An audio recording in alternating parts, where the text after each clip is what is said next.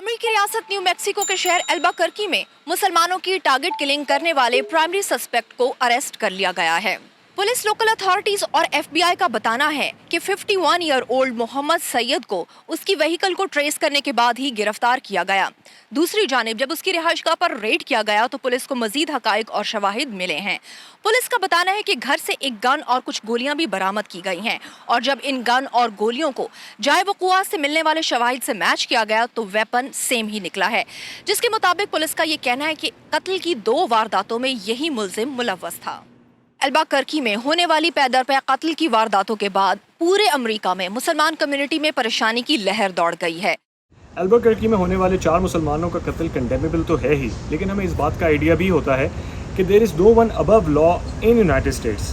FBI और different law enforcement agencies की involvement इस केस के साथ होते ही हमने देखा कि सस्पेक्ट को गिरफ्तार कर लिया गया है।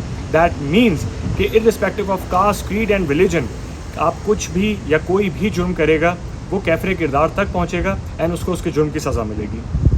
अभी जो 4 मुस्लिम पाकिस्तानियों की टारगेट किलिंग हुई है, बहुत अफसोस हुआ है, बहुत दुख हुआ है।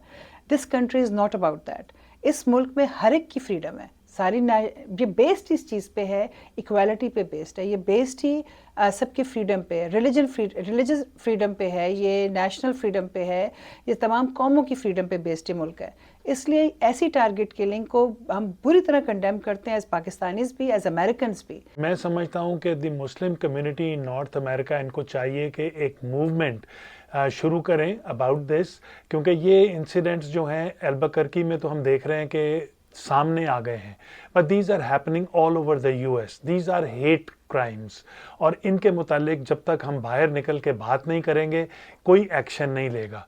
तो आई स्ट्रांगली अर्ज